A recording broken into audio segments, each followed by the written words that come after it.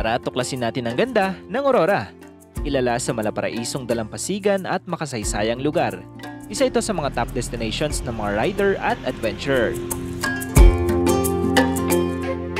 Ngayon, kasama ang Team Tiwalag, susubukan natin ang raw camping sa Dinadjawan. Alright mga behero, sa wakas ay nakahanap din tayo ng ating raw spot dito sa tabi ng kalsada.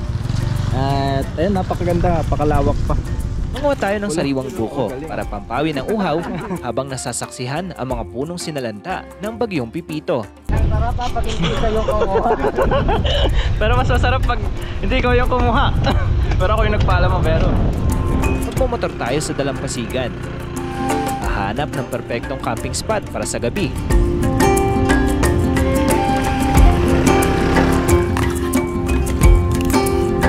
At syempre, susulitin natin ang trip. Maglilibot tayo sa Baler at aakitin ang Aurora Lighthouse para sa isang napakagandang tanawin. Isa na namang panibagong paglalakbay ang ating pagsasamahan mga biyahero. Tara at sama-sama nating libutin at silipin ang mga pinakatinatagong yaman ng Pilipinas.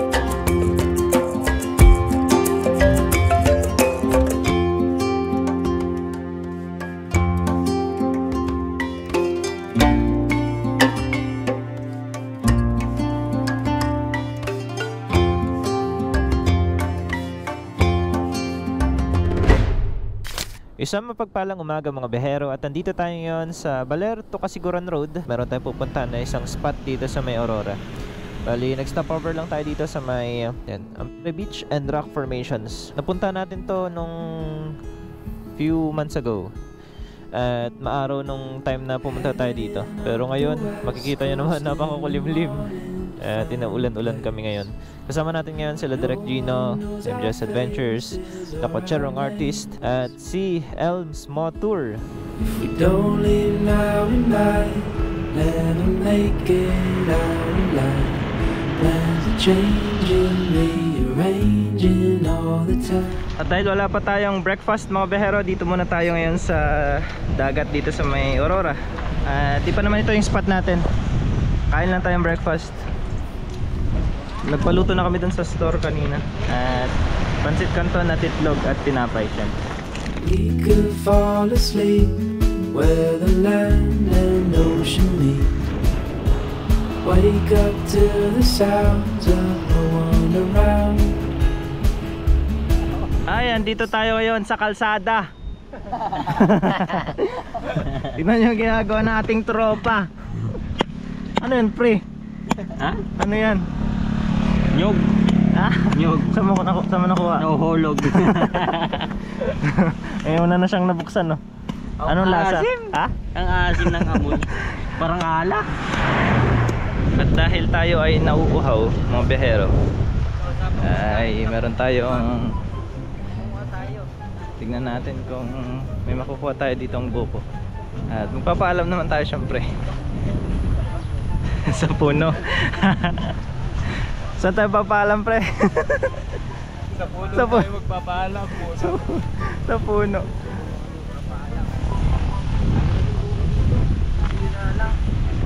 Meron naman ditong kubo maber pero walang tao. Si Kuya Richard nga pala. Kayo po yung may-ari? Opo. Siya yung may-ari nito. At nagpaalam tayo kay Kuya Richard. Kuha tayong buko. At nagpamayag naman. So, thank you po. Ang lawak po ng lupa nyo. Daming bukuan nila, sir. Namin yan, mga kamag-anak din namin. Hindi ba, balit yung akin lang yan. Bali, anong lugar na po to? Burlungan po. Borlongan. Di pa kulaw. Di pa Kulaw? Aurora? Oo. Andito tayo ngayon sa Borlongan, Di pa Kulaw, Aurora. Sabi ni Sir Romy, yung mga bukuan dito na bagyo, ng bagyong Pipito. Lahat po yan, magagyo. Oo, na yung papaya. Oh. At dahil legal na mga behero, yung buko, nakapagpaalam na tayo at nakausap natin yung mga may-ari. Si Kuya Romy at saka si Kuya Richard. At sa kanila daw to. Napakalawak na lupain nila. Manghihingi lang tayo ng konti at iinom tayo para sa ganun ma-refresh tayo sa ating biyahe. Nasaan yung mga kasama natin? Ulo? Oh, galing ah. Ang sarap nito mga behero. Katas ng paghihirap at pagpapaalam natin. Paalam muna, kain muna bago paalam. Oy, legal to mga behero. Baka sabihin nyo nangunguha kami ng hindi namin tanim. Nakapagpaalam kami. Ano kanina? Hindi kayo kumuha. Pero mas masarap pag hindi ikaw yung kumuha. Pero ako yung nagpaalam mo, pero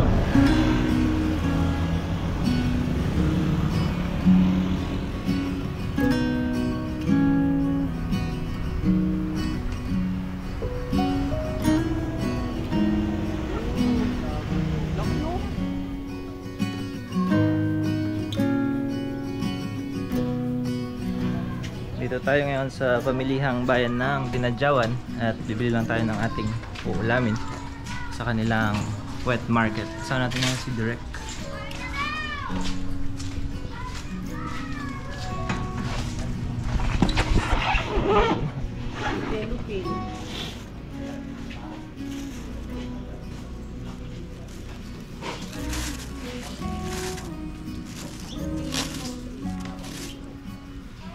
At nakabili na tayo ng gulay, tapos si Direct Seafoods.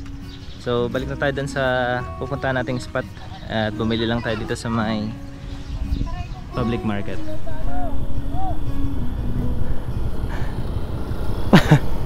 Team Lakad, walking with the motorcycle.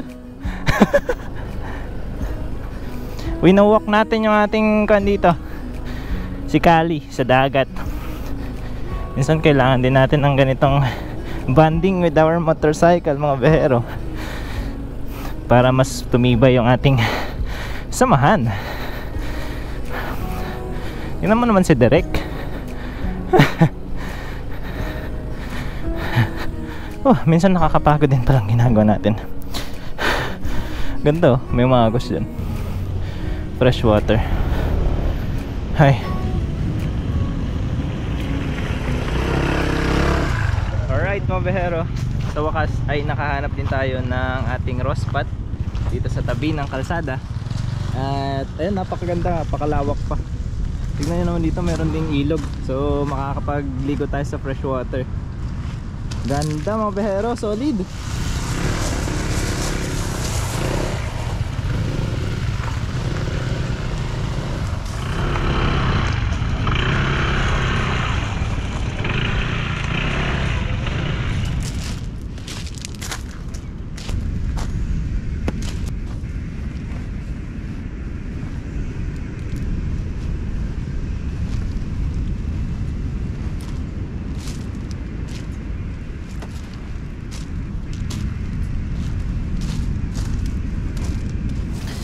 Bago natin set up yung mga gamit natin mga behero, yung mga tent tsaka yung tarp, kumuna tayo ng ating inumin na buko. Pero nga pala tayo dito ang maliit na itak. Ayan, gulok. Mga behero, nakapagpaalam nga pala tayo dito sa may-ari, dun lang sa bandang likod.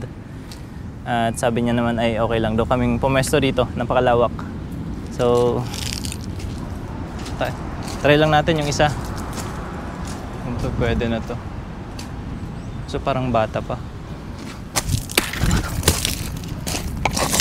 Sayang, gumalaban siya. Sarap. Sarap talaga ng mga buko dito. Ayan. Tubig lang naman laman nito, mabero.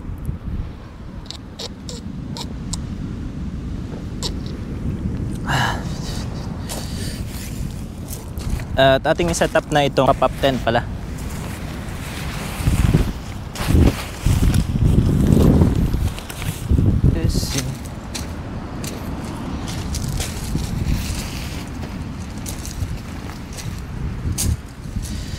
Ngayon naman ay itong ating tarp. So itali lang muna natin yung magiging sabitan ng ating grommet. So dahil mahangin dito mga bero, buti na lang dala-dala natin yung tag 10 inches na pegs natin. Yan. So meron tayo ditong 2, 4, 6, 6. Sakto yung 4 na dulo tapos 2 gitna. Sakto to. Tignan naman yung kung gaano kalakas yung hangin. At panigurado baka mamaya ay uulan na dahil medyo mahamog na dito banda. Magsayang na muna tayo ngayon mga behero para mamaya ulam na lang luluto natin. Para naka-ready na rin yung sinaing. Yung kanin pala.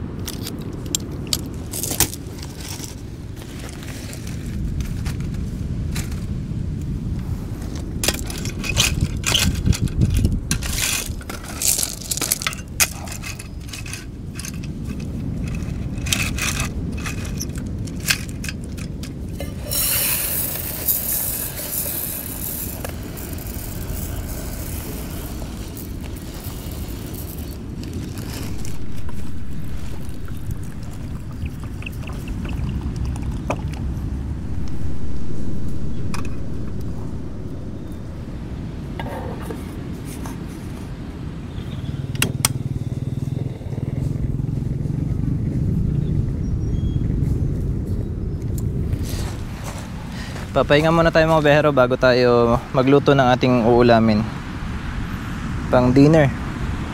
So meron tayo ditong hammock at minsan pinangkukumot natin pag malamig ang panahon.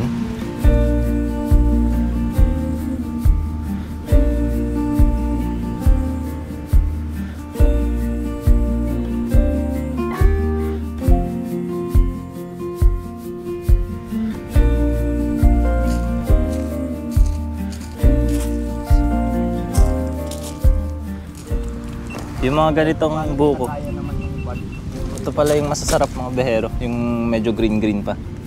Yung mga brown kasi kanina, hindi ganun katamis yung sabaw. Tapos ito may laman, mga bata pang buko. Kaya tag-iisa kaming nakuha. Solved ng merienda. At magluto na rin tayo ng ating uulamin mga bero. Ang luluto natin ngayon ay yung ombok or yung pechay bagyo na tinatawag. Actually na-slice na natin ito dun sa bahay. So naugasan na rin natin. Balatan lang natin tong ating sibuyas. At wala naman tayong sinusunod dito. Sarili natin to luto. Importante ay maluto yung gulay. At hindi rin ako expert mga behero. At salamat nga pala kay MJS ang naghahawak ng ating camera. Minsan ang naghahawak ng camera si Direk. Solid yung mga yan, sumuporta. Talagang tutulungan kang mag-video. O diba? Meron na tayong sibuyas. Ipat na natin dito. Tapos next natin itong luya. Okay na yan. Lagay na natin dito sa ating mahiwagang bao. Gisa muna natin tong ating sibuyas. Hindi na ako nagkuha ng bawang kasi ayoko ng bawang. Gusto ko sibuyas lang. Luya ang ilalagay natin. At hindi ko na rin palalagpasin yung pagkakataon na ma-shoutout mga behero yung nag-comment sa last video natin. So shoutout nga pala kay Travel Time. Maraming salamat sa panonood sa ating videos. At meron pa isa. Wait lang mga behero. Ang hirap kasi pag nakasave sa phone mo, minsan hindi mo na makita. Shoutout din sa The Lone Camper, Jeremias, Kahalne o Kajalne? Kahalne. Ayan. At maraming salamat sa pagsuporta sa ating videos. Tuloy natin yung pagluluto. Susunog na yung mantika. Oo naman. Sumusod tayo ng buko. Almusod tayo, may tinapay dito eh. Ano ba, magluluto ka ba? Ano sabi direct? Oh, G. Pero maga tayo daw. Maga na lang tayo. Alam mo si Derek, pag tinatanong yun lagi, kayo bahala. Huwag ka na magtanong dun. Direct oh. Joke lang, Derek. Lagay na natin ito mga bero. Kakasya kaya to sa pan natin? Sa una lang dito.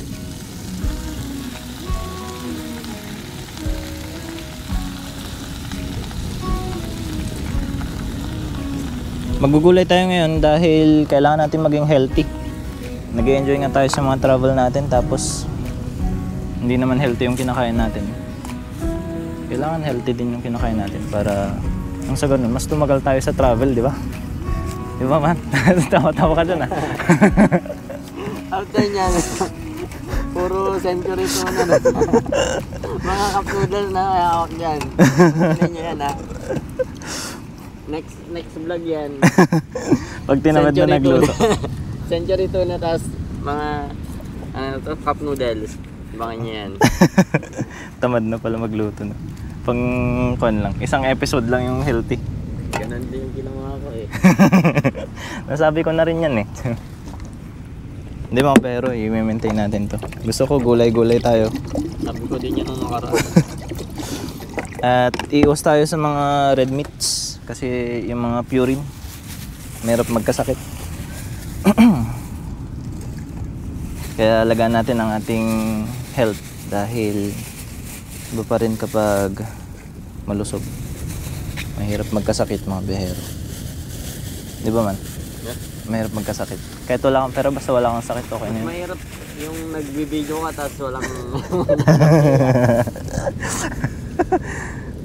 Ayan, antay lang natin na maluto. Tapos lagay na rin natin itong luya. Tapos lagyan natin ng pampalasa syempre.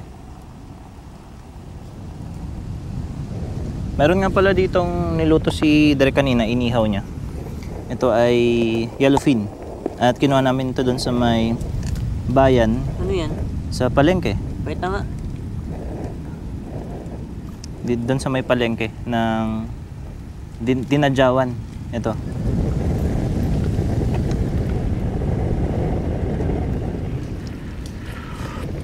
Ang lasa. Sarap. Masarap. Siyempre, alangan namang i-bash mo yung luto. Oo naman. Ako unang susuporta sa luto. Napakadami na ating pagkain. Puro gulay tayo ngayon. At isda. Sagana. Healthy. Saladang talong. Tama ba? Ha?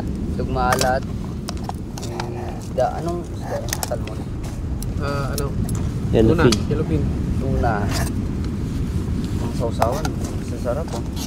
Sinabi nung ginatang ano? Express ba yun? Yung Bicol Express ng isa dyan. Bro Eli, saan ka na?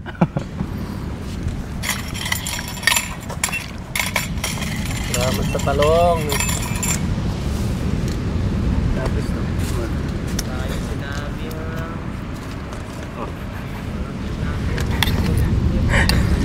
lang. Kinansawan niya ko eh.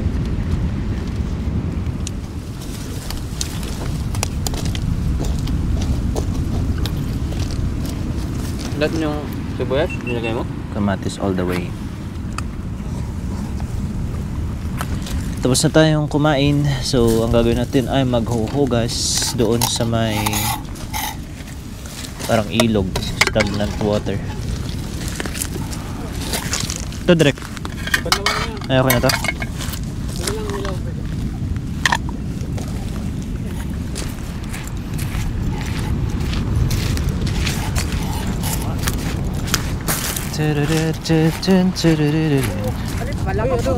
Ah? Limango. Ay, ano yan? Pagong oh. Ay, Limango. oo nga no. O ano, ghost crab pag nais nyo yan no. Hindi ghost crab yan. Lumalapit na. Umis daw. Sabi ko nga ba eh. Sumupay na no sa tayo ng bakit. Ay, tayo ba yun? Uy. Drug-drug na mo. Bad trip. Alam mo to sa mamaya. Since tapos tayo makapagligpit mga behero, see you guys in the morning.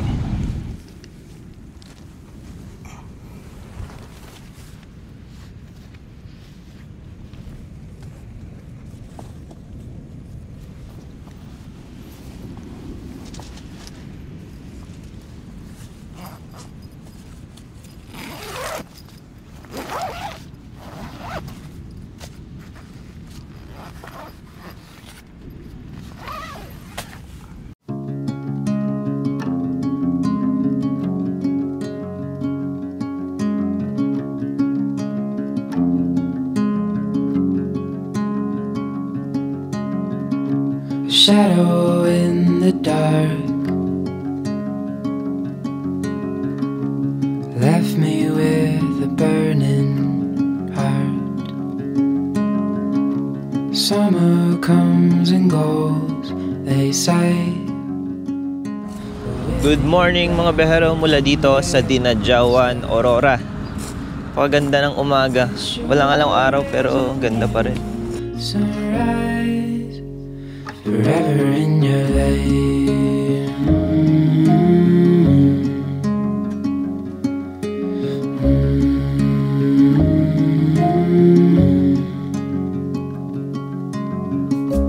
Evening river walks. The sun is low, but it's not lost. We got time to waste tonight. Let's find a place for only you and I. It's sure as a new sunrise, and as white as the moon is at night. It's sure as a new sunrise, forever in your life.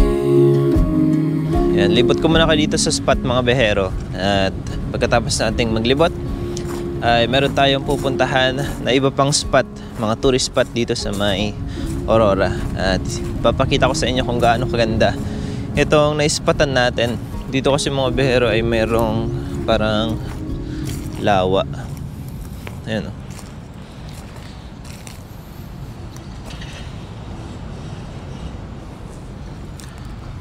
Tapos may grassland dito. Diyan may mga baka kahapon kumakain ng damo.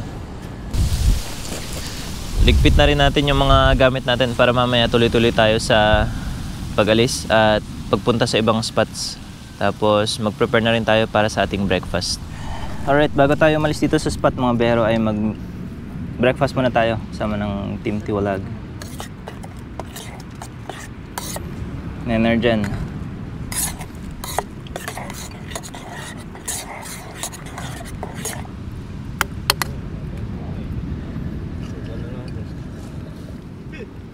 Tapos magpipita bread na lang tayo. Tikawali na rin natin sa loob.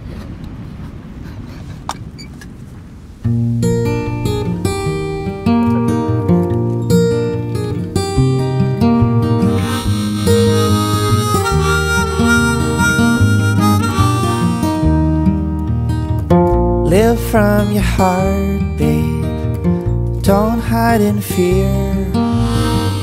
Beware of fool's gold, smoking mirrors. Watch out for tricksters, the wolves in sheep's clothes, the rogue chameleons, restless ghosts. So take care of yourself and love fearlessly, and keep yourself in good company. Okay, so mga behero, palisa tayo dito sa ating spot. Pupunta tayo ngayon ng Aurora Lighthouse. Mga 2 hours, mahigit 2 hours, mahigit 1 oras lang pala yung ating biyahe papunta dun sa may lighthouse. At di pa dito nagtatapos ang ating adventure. Pull you underground. So beware, beware, babe, the mighty dollar's king. Ikaw gumagawa niya? Ay, akala ko ikaw. Tita mo. Sabi mo sa tita mo, lakihan naman next time. Magatas. Gatas ng kalabaw. Live gratefully, keep yourself in good company, and keep yourself in good company.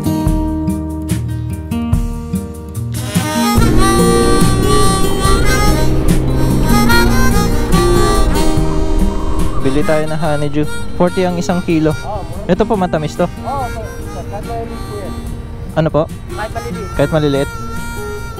Pag kaya to ng pan, try natin. Magkano? 90 lang siya. 90. Ano po yan? Okay na po yan. Saan natin siya? Oh, sige. Para 100. Ayun, thank you po. Ano pong pangalan kuya? Ano pong pangalan?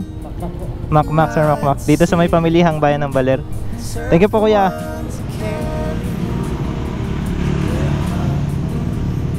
Mga bero, bago tayo pumunta doon sa may Aurora Lighthouse ay nadaanan natin tong Digisit Falls. Bali, pakita ko lang kung gaano kaganda tong Digisit Falls. Ayan.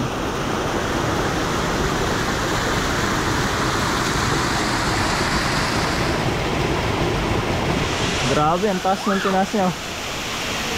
Kuya!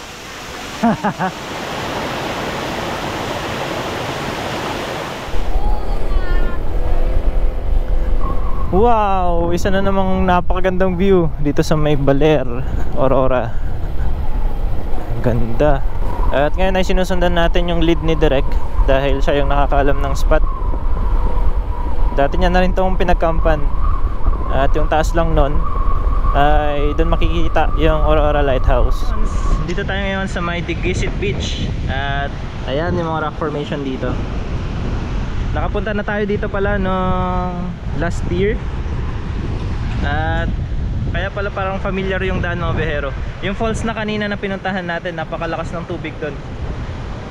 Kasi panahon yun ng bare months ata nung nagpunta tayo. Bare months. Ngayon napakadami ng tao, mga behero. Ang daming turista. Pero nung pumunta tayo dyan, parang kami-kami lang yung tao dyan eh. Napakaroon ng spot na yan. Ayan, ganda. Sa mga pupunta dito, mga behero, meron naman sila ditong tindahan, mga pagkain. Ayan. Dito lang din sa tapat ng rock formation. Ano pa pangalan natin? Ella po. Ella. Ate Ella. Ate Ella na dito sa may harap ng Digisit Rock Formation. Bili lang tayo ng ating kakainin at magla-lunch na rin. 10 pesos ang fishball. Tapos meron din mga ganito. Dynamite. Papunta na tayo ngayon ng Lighthouse, Aurora Lighthouse. At binabaybay natin itong coastal road ng Digisit Beach.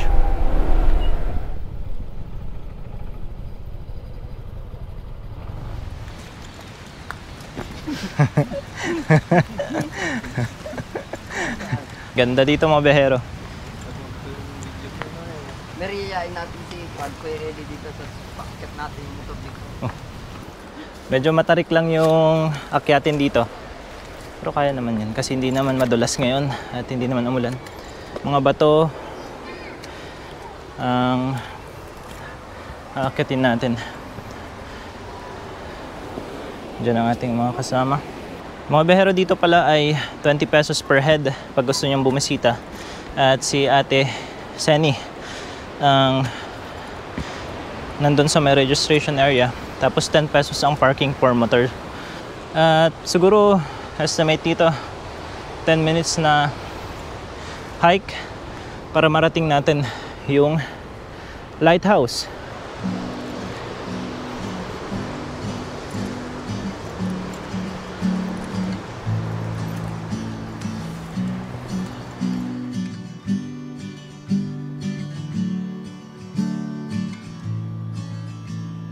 Come back home to me, where rivers are running free.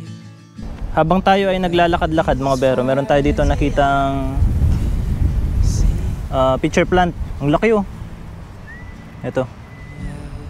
Ang laki, mga behero. You till you're in my arms, a place that you can call your home.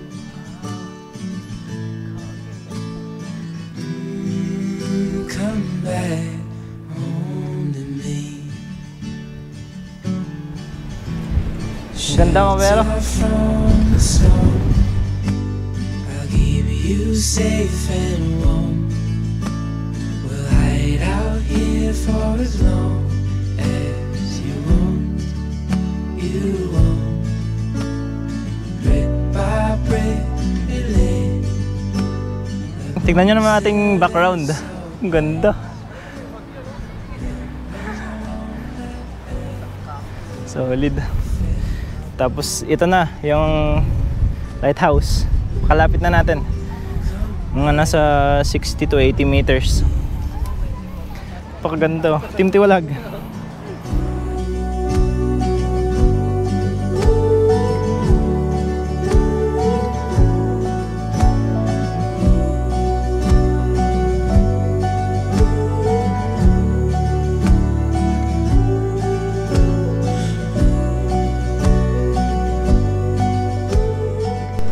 Ganda talaga dito mga behero.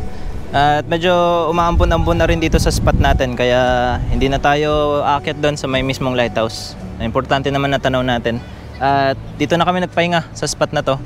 Tanaw itong dalawang isla ng Digisit.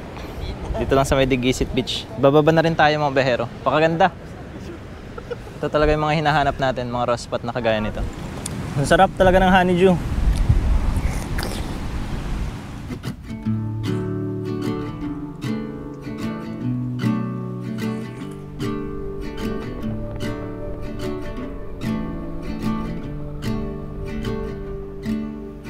Feet up on the dash and the calling open road.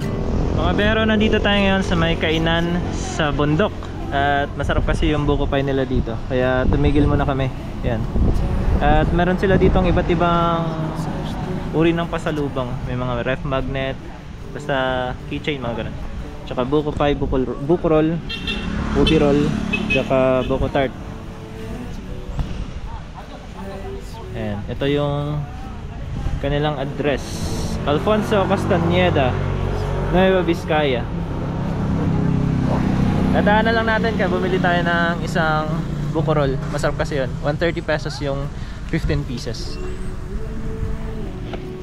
Madali ko. Magkano to? Tikim, 130. Ah? 130. Thank you, my man. Sige man, masarap ba? Sarap. Ito si Derek. Bumili rin si Derek. Baka man.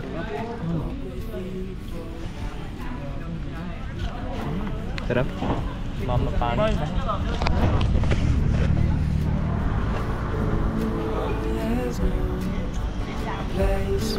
Quality talaga, masarap.